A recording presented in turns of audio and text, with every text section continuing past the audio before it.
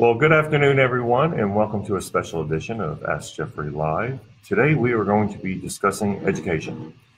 We would like to keep the topic and the questions to education. We do understand that we may dwell off that course just a little bit as we talk about funding for education. But let's keep it going towards education and how we're going to improve Texas education. So I want to thank everyone who is going to be tuning in today. And I look forward to having a wonderful discussion about the current state of our education in Texas. I do believe that our current educational system must change. I do believe that it is wholly underfunded. We are going in the completely wrong direction. And I want to discuss today exactly how we're going to advocate in correcting the situation that we're in when it comes to the education of our youth. So I look forward to answering all your questions. Please feel free to type in your question on the right-hand side of your screen, or maybe on the bottom of your screen, depending on how your computer or phone is set up.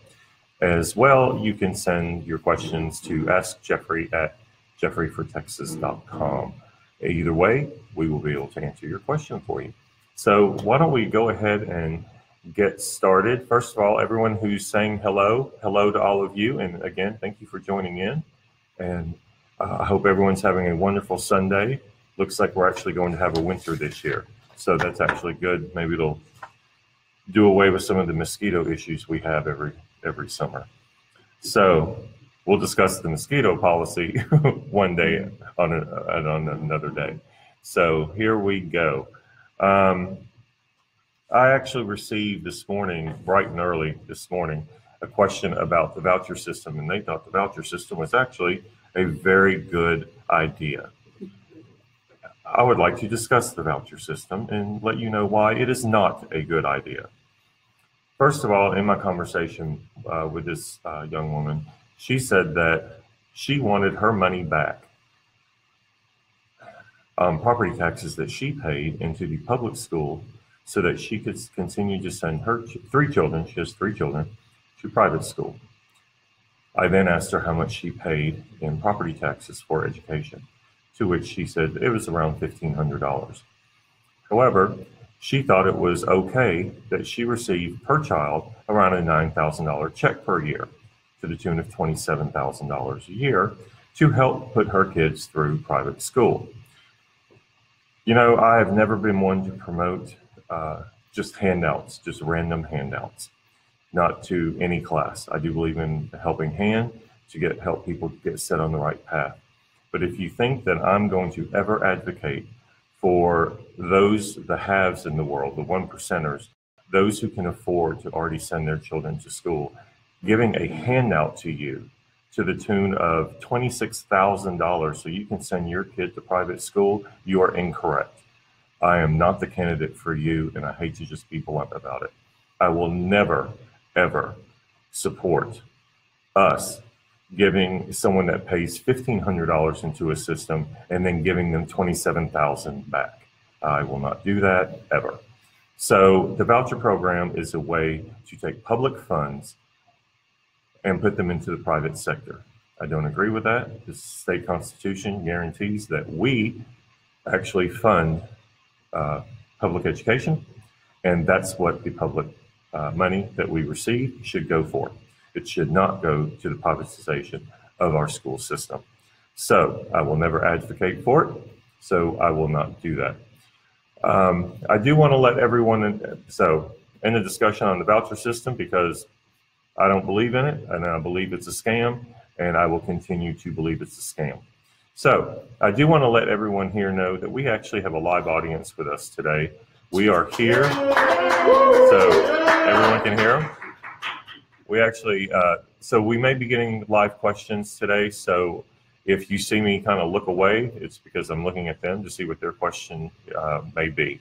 So, and I want to thank everyone who showed up live today, as well as all of you who tuned in via Facebook. Facebook Live. So let's see. I'm looking for Let's see. How about the people who don't even have children that have to pay school taxes? I believe that as a society, it is all of our responsibility to fund public education.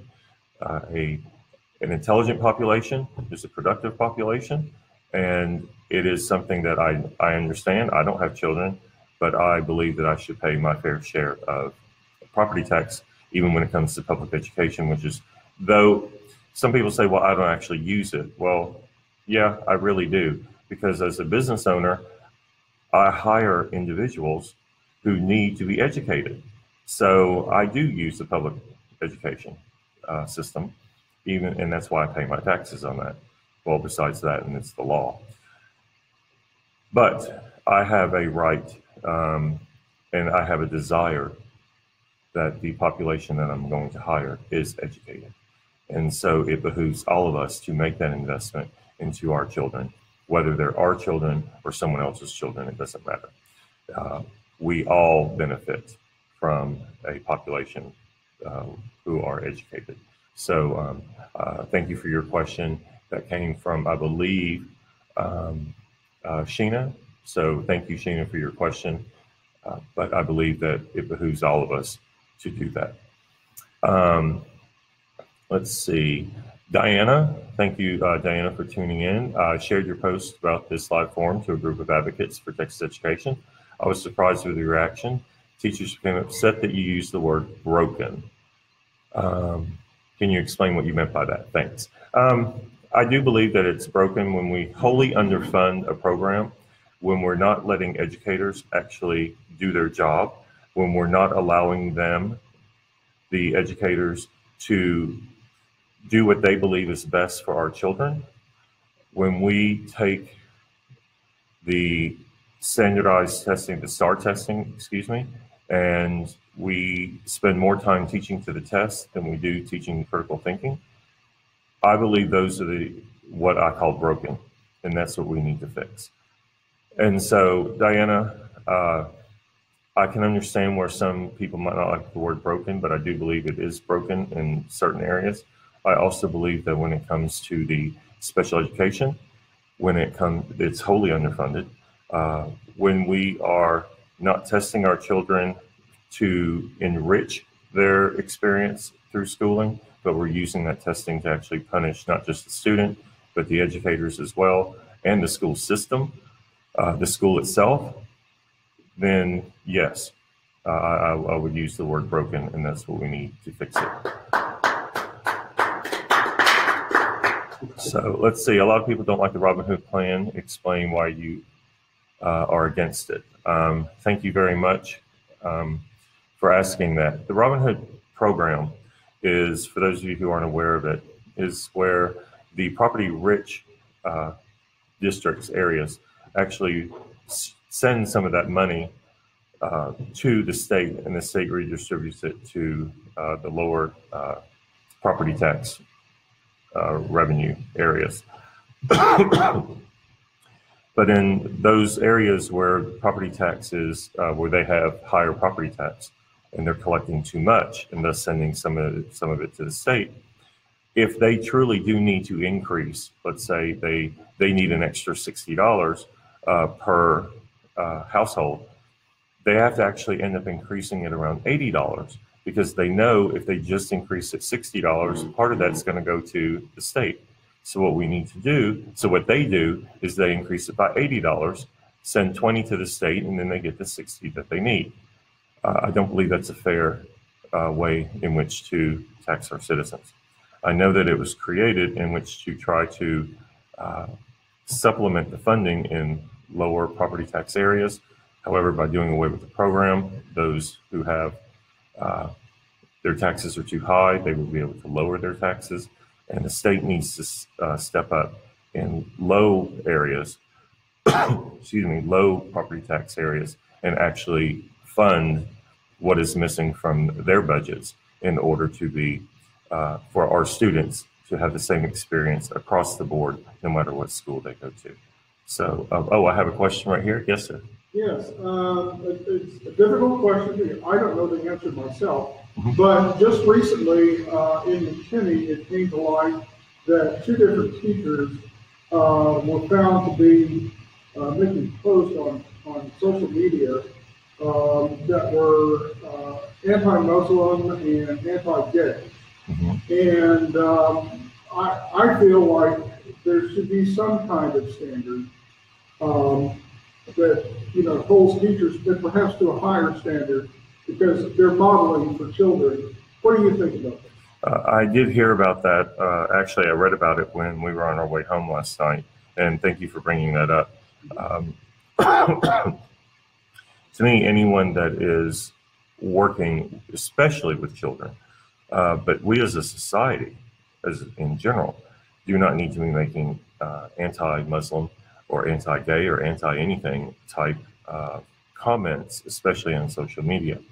Teachers are there, educators are there to help our students. They are there to be an advocate for our students, and when they're making posts such as that online, they are not actually benefiting any student, whether they fit that realm or not, whether they fit what they're online being anti about. They're actually promoting what I would call, they're promoting hate, they're promoting discord, and every student has the right to go to school and know that every single person that is in there, especially the adults in the school, and feel safe and feel secure and not feel as if the adults in the situation are going to somehow cause harm to that child or to one of their friends even. So they do need to be, pardon me, y'all. My allergies, I just got back from Austin, and Cedar is really bad down there right now. And so my cough is getting the best of me today. However, when such things like that happen, I do believe those teachers should be called to the carpet, and they either need to change their attitude, they need to make any apologies that are necessary, and if it's repeated, then they need to be out. There's no room in our educational system for comments such as that. Okay. Well, to follow up, I've seen some comments, and McKinney ISD had the same comment that it's a constitutional right of free speech. How do we balance that against the need for the need for calm, rational voice, especially as a role model for children? Right. I look at it this way. I am a huge supporter of the First Amendment. I do believe that people have a right to feel the way they want to feel. However, when you are in a job that you are, part of your job is to ensure that the people that you work for, in this case the children,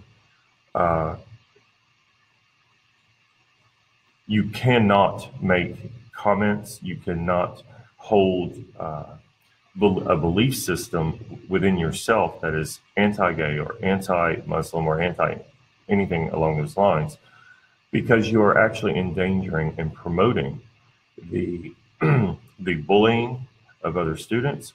And you, at that point, you signed up to do that job. You signed up to make sure that every student under you felt safe. And when you aren't doing that, then as far as I'm concerned, you're not doing your job. And they signed up to be a teacher. They signed up to work with every student that was coming through their door. And if they aren't willing to do that, if they are willing to put children at risk, then maybe they need to look for another career. Thank you. Let's see. Well, the questions are coming through. Let's see. Let's see. I'm sorry. Oh, here we go. The No Child Left Behind program. How do you feel about it? Seems like kids are just getting pushed through and not knowing the things they need to get through everyday life, like bouncing a checkbook. What do you plan to do about this? Yes, and I have been to, as we've traveled the state, it's sad to say that I've actually been to some gas stations or restaurants where the individual had a hard time making change. And I actually don't blame the child. I have to blame those who are teaching the child. So the No Child Left Behind, I believe the intent was good when they started it, but I also believe that behind it was a push to eventually drive public education to privatization of that system. I also believe that with No Child Left Behind, it did say that we had to test our students. Texas, and we are required to test our students, and I get that we need to test our students. However, what we use to test our students and what we do with the results of that testing is up to the state. Currently, right now, we do the STAR test. And then if a school doesn't make a certain percentage, we actually punish the school by taking money away from the school. If the school wasn't performing at a acceptable level at a certain amount of money, taking money away from them, taking funding away from them is not going to help that school rise. So what we need to do is when we test our students, because we do need to test them, we need to use the results of that test in a positive manner, such as where is the child lacking, and then making sure and ensuring that the child receives what they need in order to rise to the level that we need them to rise to. We also need to look at, is there a teacher involved that is not teaching according to what they needed to teach the child? And do they need classroom management classes? Well, then we need to make sure that that avenue is there for the educator, that they're able to attend classroom management skills classes. Are they not as knowledgeable as they need to be about their subject matter? Has the subject matter changed? Do they need to go to refresher courses such as that? So what we're doing, and what I'm advocating for, is we take the test results. What is best out of the test results? What is the best avenue to take so that the child rises to the level they need to in a positive manner? And then what does the teacher need? If the teacher needs anything, what does the teacher need? And a lot of it has to do too with the size of their classroom. You know, as we defund our educational system more and more and more, the classes are getting bigger and bigger and bigger. And we also need to ensure that the teacher that is teaching the class is the one that needs to be teaching that class, that they're certified to teach that class.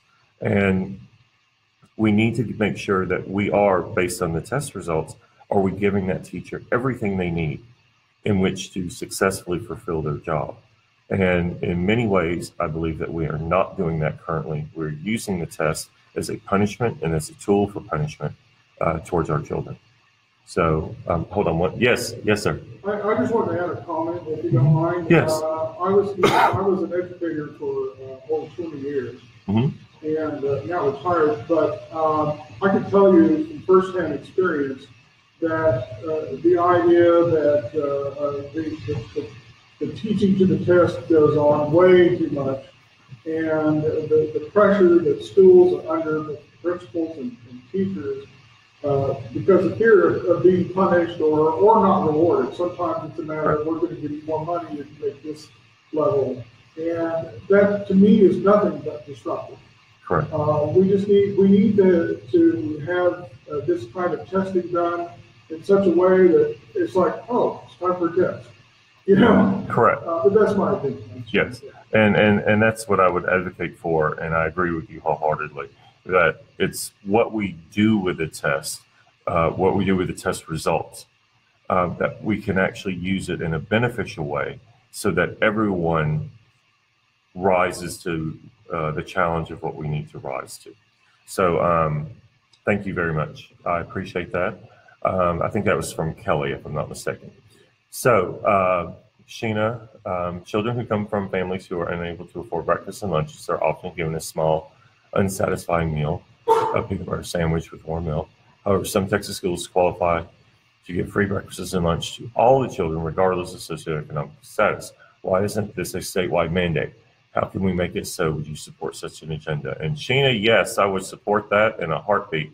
And I look forward to working with our agricultural commissioner in order to make that happen. And beyond just, like you said, a peanut butter sandwich and a glass of warm milk. we need to make sure that we are providing them, all of the children across Texas, with a breakfast and a lunch, which is nutritious, which is going to assist them with, because when they're healthy, when children are healthy, they learn more, and they're more active, and they're more engaged because they're not hungry.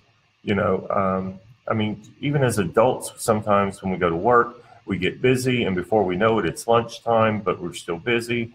And then by 4 o'clock, we're wiped.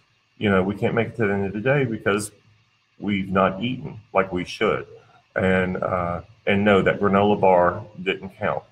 And so we need to make sure that we instill not just the programs for breakfast and lunch, but also instill the child and the children learning good habits when it comes to eating. And on a side note, that's why I also promote that we take over some of this land that we have all over the state in neighborhoods in which to start growing healthy gardens, such as vegetables and fruit, and allowing kids to work that in their neighborhoods. I think it's a good neighborhood program as well. And I know that's a side note and away from education, but I do believe in that as well. But yes, I believe that every student should be provided a lunch and a breakfast that is nutritious, because it enhances their educational experience while they're at school. So thank you, Sheena. I do agree with that, and thank you for bringing that up. Alrighty. I did have a question come in on fracking, but I will say that today we are doing a special edition on just education, so we're going to keep it to education. But my team has put your fracking question. I'm not sure who asked that. I apologize. But I will let you know that the fracking question will be discussed on Friday from noon to 1 during our regular Ask Jeffrey Live video feed. So please tune in on Friday. That's 12 to 1 Central Time, because I know in El Paso they're on Mountain Time. So it is Central Time, 12 to 1, and we will discuss fracking this Friday. So thank you for that question. I truly appreciate it. Let's see. All righty. I do want to say that, and I apologize, y'all, I'm turning my page. I want to talk a little bit about teacher pay. Right now, teacher pay they are not making a wage that they need to make. We do need to ensure that we are offering a pay to our teachers, which can compete so that they're making as much if they went into the private sector. And we are lacking when it comes to teacher pay. We are also lacking when we look at teachers' retirement. Those who have retired, they are not receiving the cost of living increases that they need to receive. And we need to look at that, as well as we need to look at their benefit package, which in my world is part of pay, and make sure that the insurance programs that we're setting our teachers up with, whether they're actively working or retired, is a plan that is advantageous for them.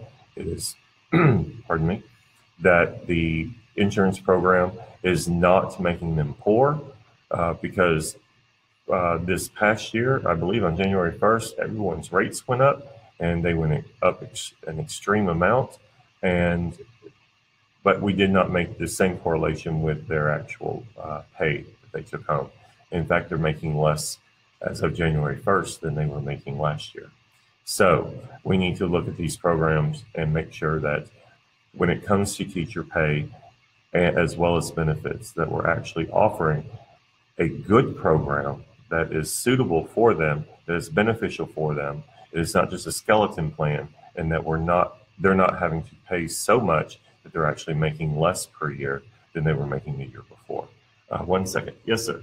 Yeah, I have a follow-up question. Mm-hmm. I know for a fact that some school districts pay substitutes such a paltry sum, expecting them to be degreed and sometimes certified as well. They make about the same as what the custodian makes. Correct. What's your reaction to that? I believe that what we need to do is look at the school and see what is the average pay for teachers in that school. And we need to ensure that substitute teachers are making that rate as well when they sub, whether it's half a day or a full day or whatever it may be. They need to be making the same amount because we are requiring them many times to be degreed and be certified. And if we're not going to pay them what they should be paid, then of course we're going to get less qualified people stepping up. We're not going to, and the students are not going to receive the education that they need. And so what we need to do is look at the school, what is the average rate of a teacher who is being paid, and then ensure that the substitute teacher makes that same rate. We cannot underpay them simply because they are a substitute teacher. Mm-hmm. Bob, doctors are required by law to take on going education's classes annual. Oh, okay. Doctors are required by law to take ongoing, I'm sorry, I'm misreading this, educational classes annually. Why wouldn't teachers? They have a far more important job than they are given credit for.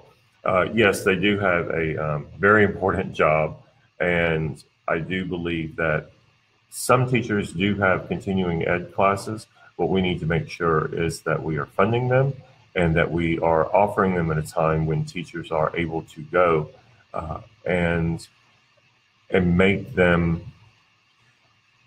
so that we're actually paying for them. And we need to ensure that the continuing education classes that they are going to are truly they're beneficial to the teacher themselves or to the educator. And you know, and I would ask that they actually do that and let them pick the courses that they need to, unless we see or their administrator or the principal sees that they need to go to a certain educational program. Like if they need classroom management, and I know I keep saying classroom management, but that's one everyone understands. If they truly need classroom management, then we send them to classroom management. But the state needs to make sure that we are assisting with the cost of that and making sure that it's accessible to them, and that's what we will do.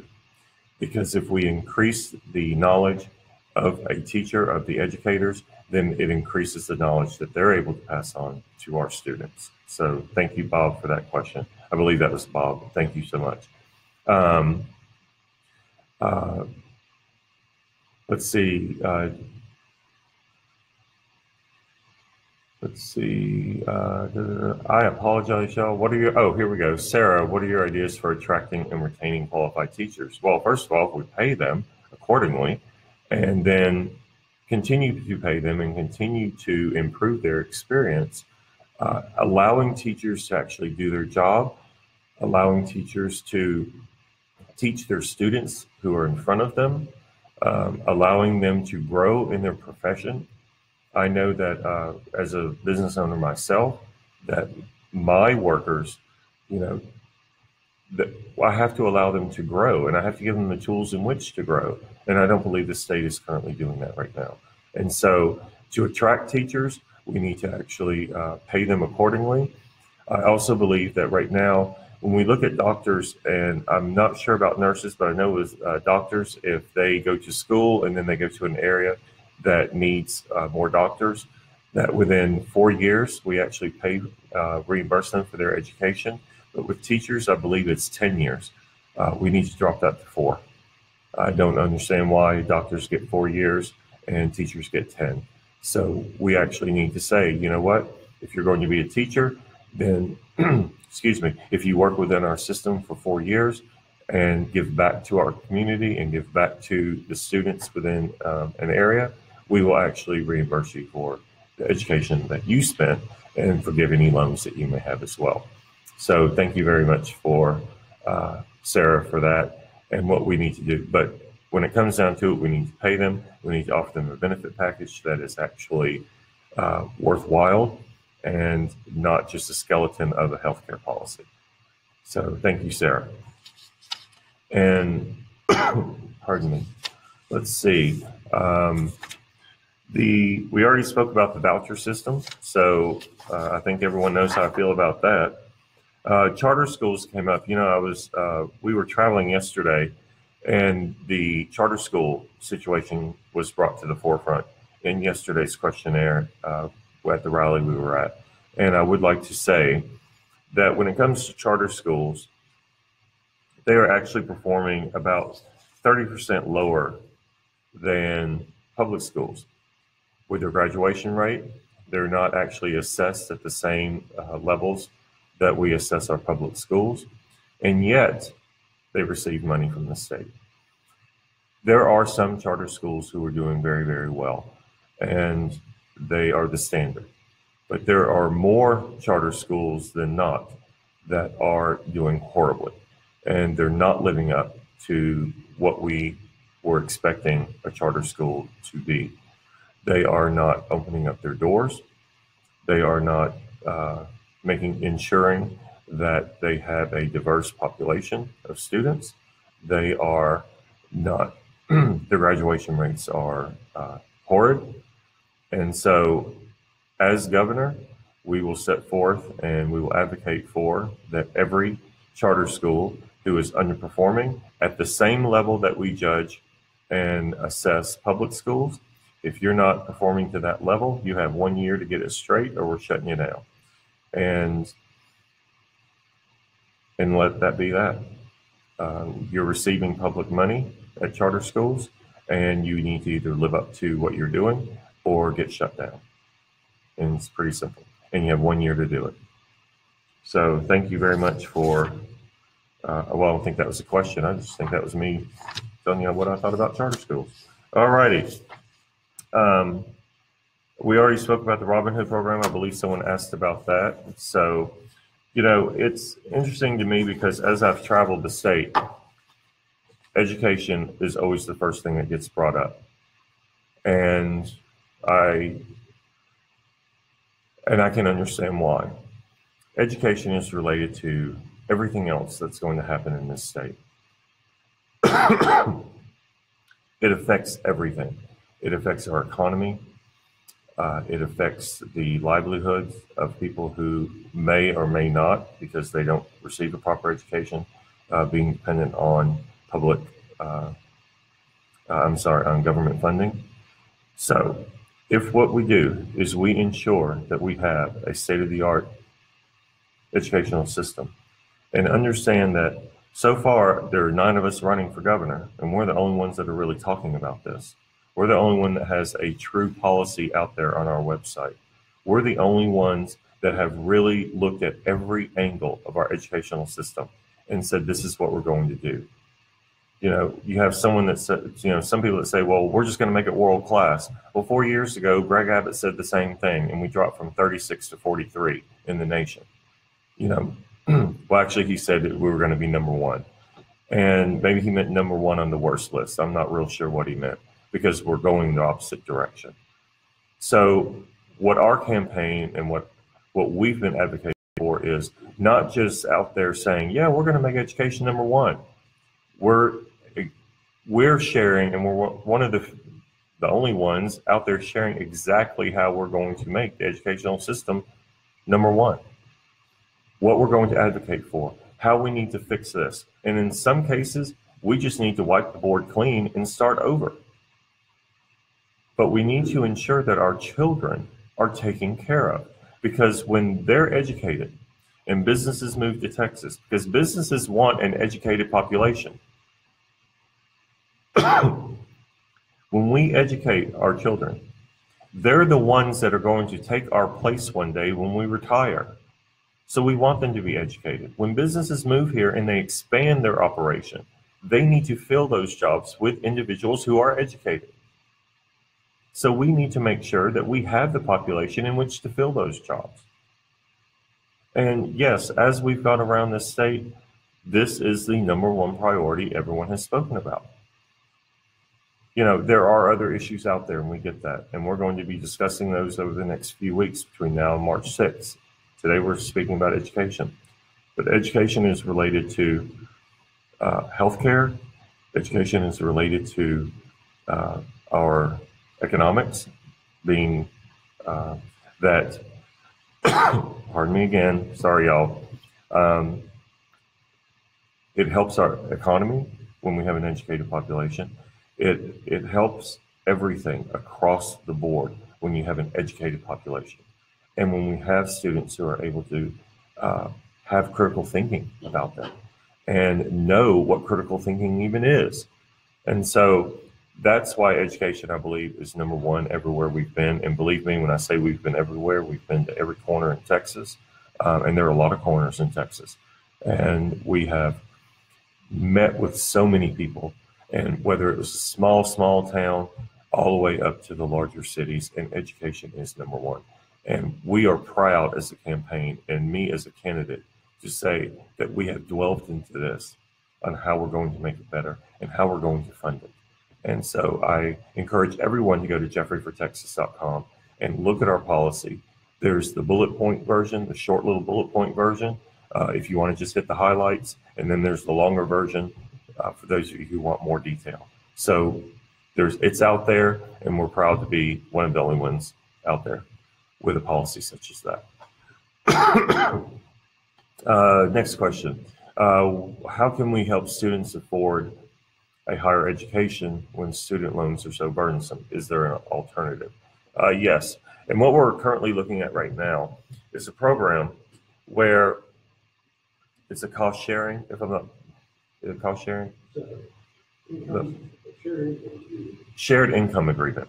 What that is we pay for your education all the way through your bachelor's.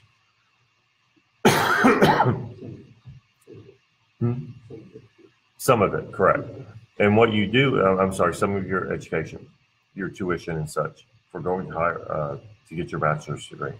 And then what we do is there is actually a percentage that you pay back rather than just the entire bill. There's a percentage that you pay back based on what you currently make when you leave, when you graduate college. And so for some people, they may pay back exactly what they made.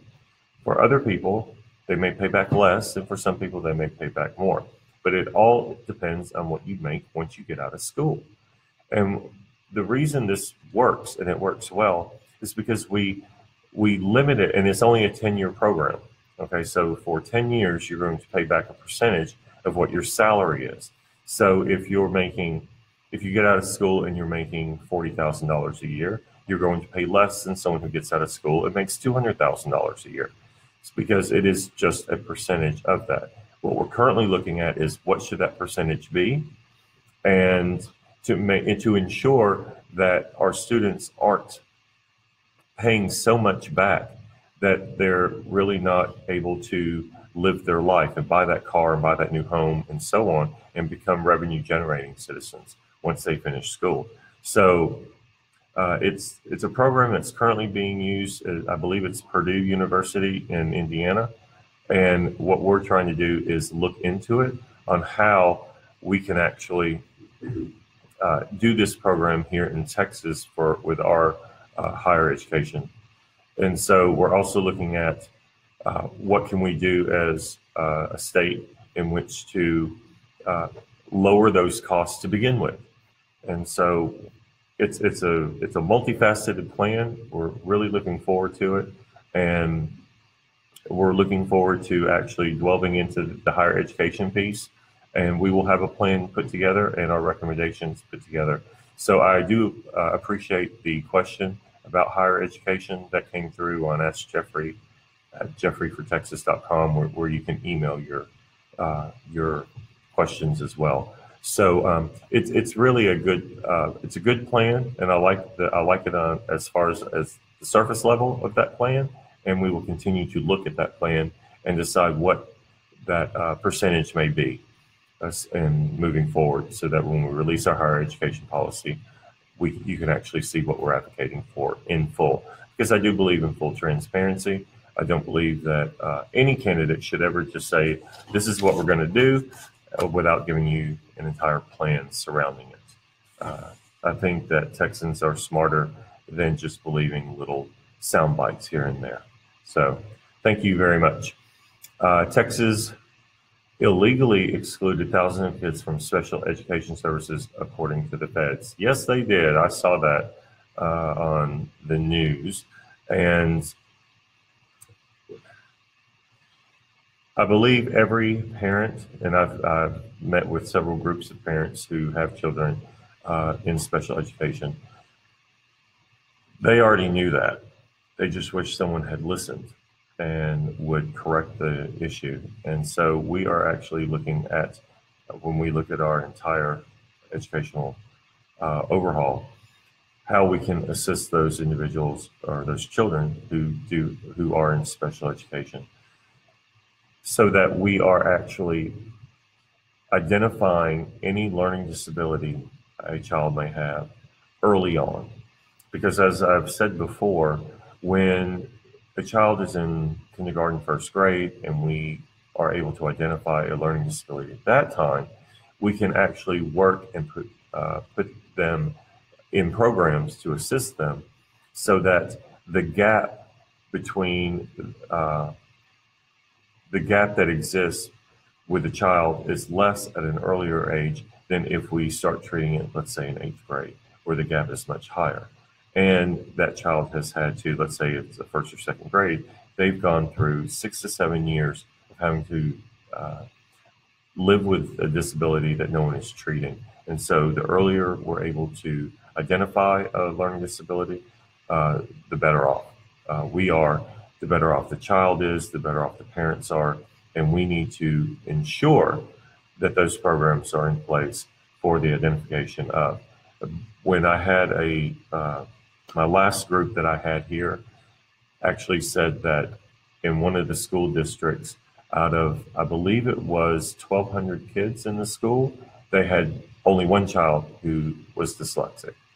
And they knew that that was inaccurate, and that is inaccurate. But they had only identified one. And so what we need to do is ensure that not only who are the children who have a learning disability, but how can we actually then turn around, and assist that child so that they are at an early age being treated without the stigma of having that learning disability. So thank you. The CHIP funding is still not renewed. Yes, CHIP is still not renewed. I'm not sure what the feds are thinking or what they're doing, or I don't think they know what they're doing. I'll just be blunt about it. And, you know, instead of our governor going up there and banging on doors and screaming and yelling about getting CHIP refunded, he's up there doing fundraisers because he now has $43 million in the bank. And, you know, you need a governor that's going to go up there and fight for you, not a governor who's going to go up there and do photo ops and fundraisers. So, and that's where I believe that I am the better candidate than Greg Abbott, because I may seem like a calm person, but you tick me off, and believe me, I'll start banging on some doors. And when it comes to the CHIP program, that's every reason to bang on a door. That should have never run out. That never should have expired. It should have been a no-brainer. And the fact that they still have not done anything is amazing, but horribly amazing. So thank you for that. I believe that came from Donna. Thank you so much, Donna. Mary, it has become the norm that a teacher's responsibility includes buying their own student supplies and class supplies with no reimbursement. Why are these supplies not being paid for by the school, and why are the school boards not backing the teachers? There has to be a way to make this happen. Mary, I couldn't agree with you more. As a business owner, if I went to any of my employees and said, I need a new whiteboard in the boardroom, pick one up on your way to work tomorrow, and it's on you, I would have employees on the floor laughing their you-know-what off. And then they would stop the next day, pick up the whiteboard, and hand me the receipt and say, when am I going to get my check for reimbursement?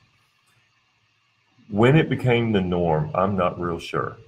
But what we need to do, now I know in some school districts, and I have a very dear friend of mine who is a teacher, and I believe she told me she gets $250 a year in which to buy supplies. That doesn't get her through the first couple of weeks.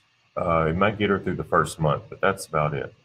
And that she's reimbursed for. it does not get her through a school year. You understand that in a 12-month period, that's only $20 a month, $20 and some change. And that's not going to cut it. When I say we need to fund schools, we need to fund our schools. Teachers should not be using their own money in which to teach our students. It amazed me when I first heard about this a few years ago that teachers are spending their own money. And I know teachers do it. I know they do it because they love their job, they love their students, and they want the best for their students. And so they're willing to do it. And though there's a side of me that appreciates that, the other side of me is, what? This doesn't even make sense. We should be giving our teachers and our educators everything they need in which to do their job. And that's not just, teachers and educators. I know that's what we're speaking about today. That's across the board. As a small business owner, I have to give every employee what they need in which to do their job. And if I don't, then shame on me. I can't then fault them for not doing their job if I didn't give them the tools in which to do their job.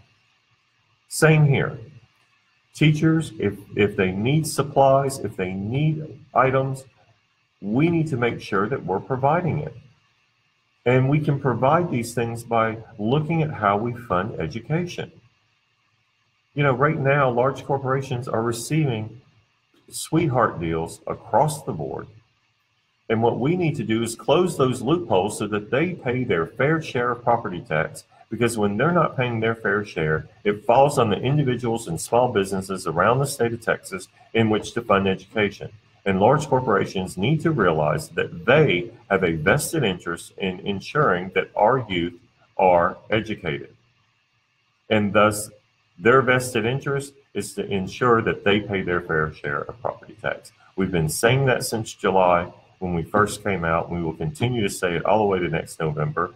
And then when I become your governor, I will ensure that they understand yet again that they're going to pay their fair share. And I will work with the legislature in which to get those loopholes closed so that we can actually fund education in whole as far as what the state is truly responsible for.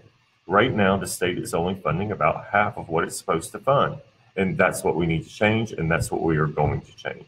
So, Mary, thank you. I don't agree with teachers buying their own supplies or having to buy supplies for students and pay for it out of their own pocket. So thank you very much for that question. And let's see.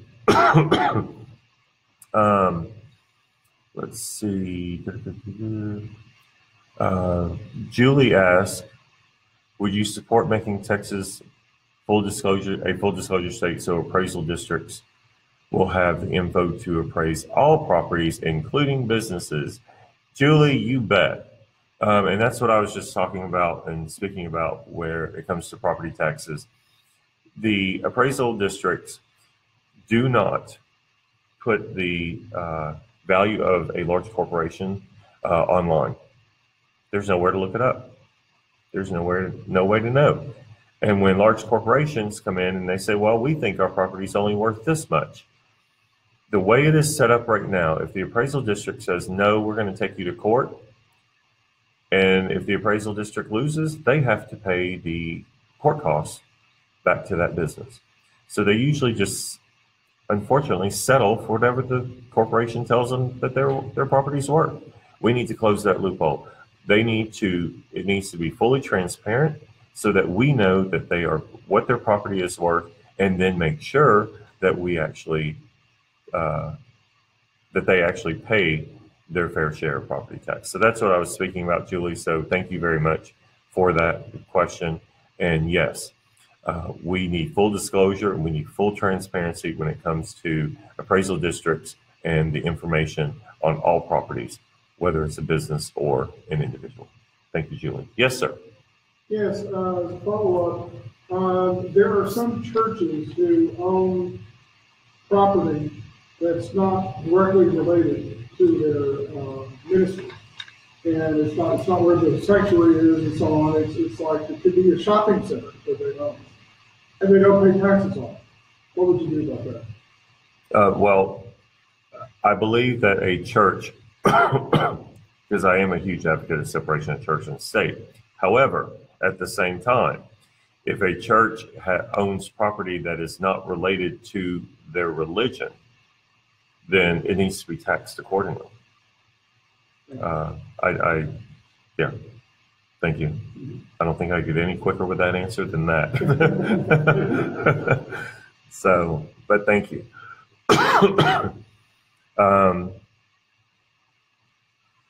Let's see. Central Texas pays teachers considerably less than other parts of Texas.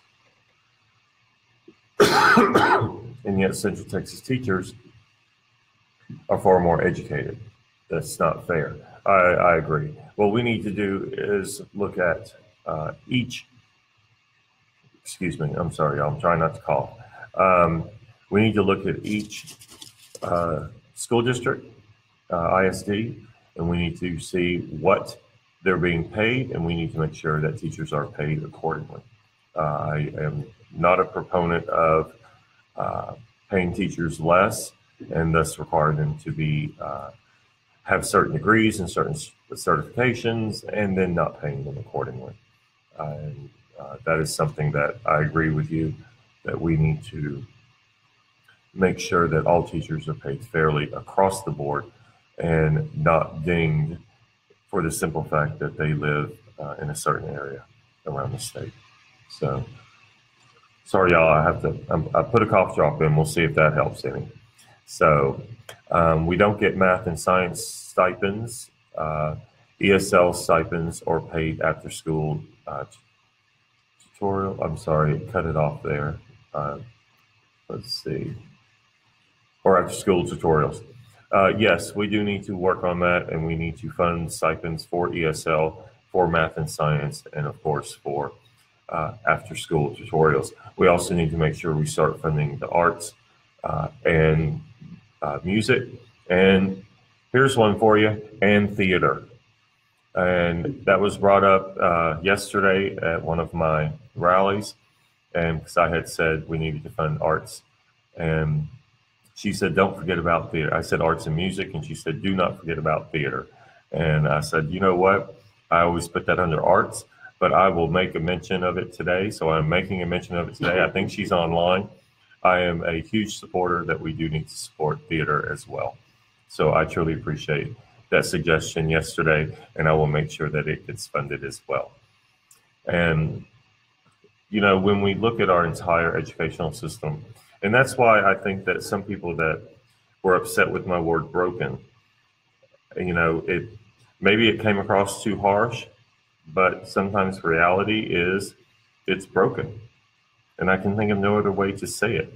When we aren't funding the arts and theater and music, when we aren't funding our teachers, we're not paying them like we should pay them. When we have a STAR test that is used as punishment, these are all things that, quite honestly, that's how you define broken, in my world at least. And so if you were offended by that, I apologize that you were offended, but I would maybe ask that we look at it a different way and realize that, yes, our system is broken.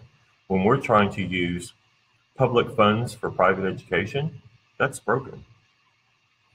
And I would ask you to look at our policies online, listen to this again, ask questions of all the candidates.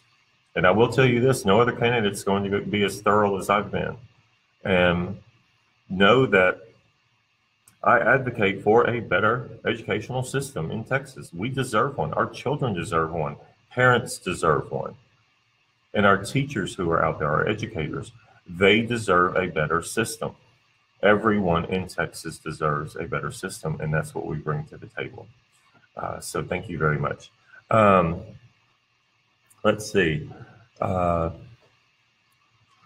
SJ, I want you to know you came in late. Will you immediately renew Texas's acceptance of Medicaid payments from the feds? Today we're only speaking about education, but I can go ahead and tell you, SJ, yes. as long as it's still there in 2019 once I take the oath of office. I'm not sure what the feds are going to be doing, and I don't know if that money's still going to be there, but if it is there, we will be accepting Medicaid expansion money. It never should have not been taken. It's money that you as Texans have paid into that system, and we should have accepted it from day one.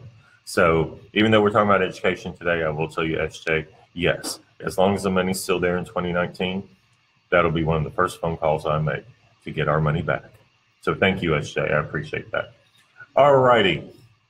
We're coming. Wow, it's almost been an hour. That was quick. And wonderful at the same time. So I do want to let everyone know you can go to jeffreyfortexas.com and you can click on our Texas Truths, and that is our policy. All our policies are there, and I invite you to read up on them, ask questions. There's also a link to Ask Jeffrey, and you can ask me anything you would like to ask me, and we'll bring it up during one of our live shows, or we'll personally reach out to you and answer you via email if you provide your email to us. And we are very excited about our campaign. Just to let you know, I leave at 4 in the morning, which is only a few hours from now. I just realized that. We are headed to El Paso for tomorrow. Then we are headed to Houston on Tuesday, which there's a long distance between El Paso and Houston, I will tell you. And then when we're done in Houston, we're headed to Odessa, which is the exact other way. So no one can accuse us of not traveling this state. And then I think I'm on the road for like 8 or 9 days. I'm not real sure. That's why I have Lewis drive. He gets me where I'm going. So shout out to Lewis. He's our field director. But I want you to know that our campaign is going strong. We are out there. We are in small towns. We are in large cities, and we are speaking to everyone. We are in our car. We are not flying anywhere. We are in the car, and we are meeting people in cafes and gas stations across Texas and speaking to everyone and anyone who will listen. And it's surprising me that everyone is really listening, and that really makes me happy that they are. Now, remember, next Friday is our regular Ask Jeffrey Live. It's at 12 noon Central Standard Time. It's for an hour. And I also want to, next Sunday, I believe it's at 2 o'clock as well. We will be doing another special edition on women's rights and health. So we're looking forward to that.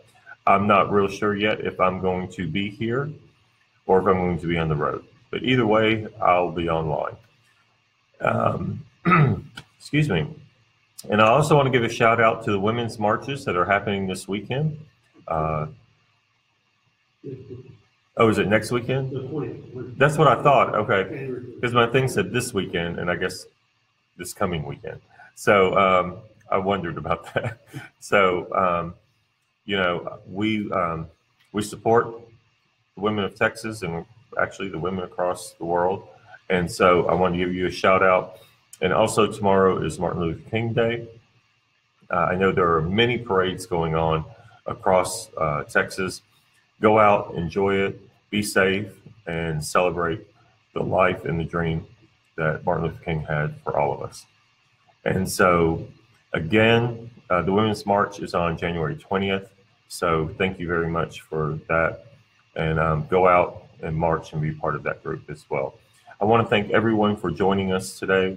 It has been a wonderful conversation. I hope it has helped all of you understand more of where our campaign is coming from and the direction that we want to take our public education in the state of Texas. So until next Friday, unless I'm seeing you on the road, I will see you Friday at noon, and y'all have a great rest of the day. Thank y'all again.